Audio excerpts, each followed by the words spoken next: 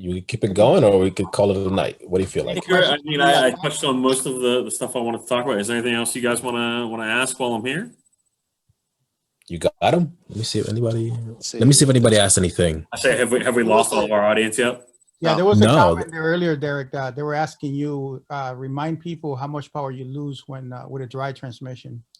With a dry transmission. Oh, yeah. So I've had that happen a handful of times, actually, where people have come up and they didn't realize they had an axle leak. Or one guy in particular he had just had the transmission swapped on an RSX or something. And I put it on the dyno, and it was a naturally aspirated car at the time, I think. And it was doing really well, and we were starting to do pulls. And it was making like 200 horsepower, 215 or something like that. And then I got 2 more pulls in, and it started losing power.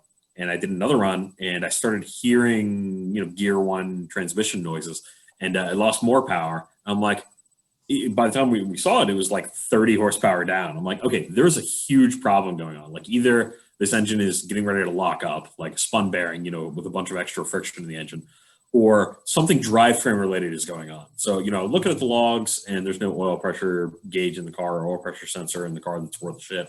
And I look at VTC and make sure VTC is still advancing, and it is, which is good. It's usually a good sign that you have oil pressure if the variable can still advance.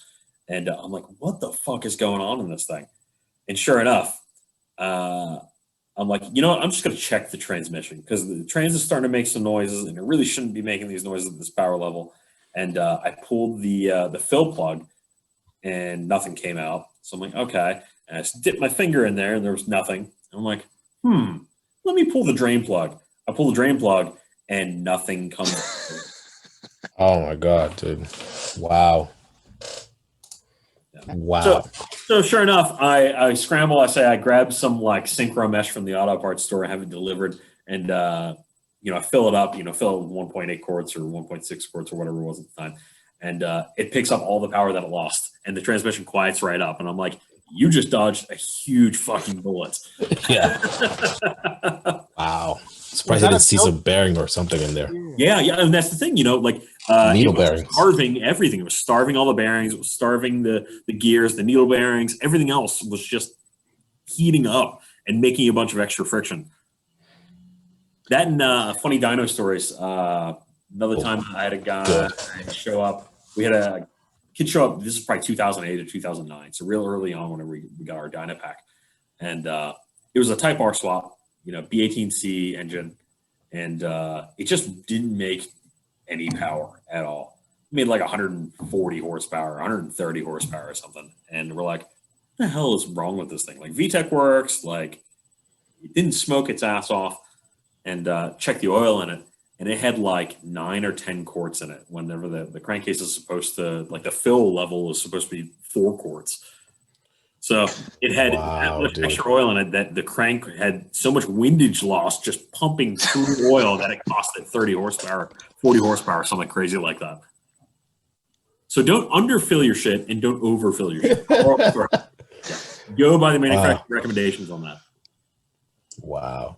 That's shocking. He must have just like, oh yeah, I did drain the oil. Let me just add the other 4 quarts. Like there's old ladies that are like, they'll keep dumping oil until it comes out of the fill cap, Yeah.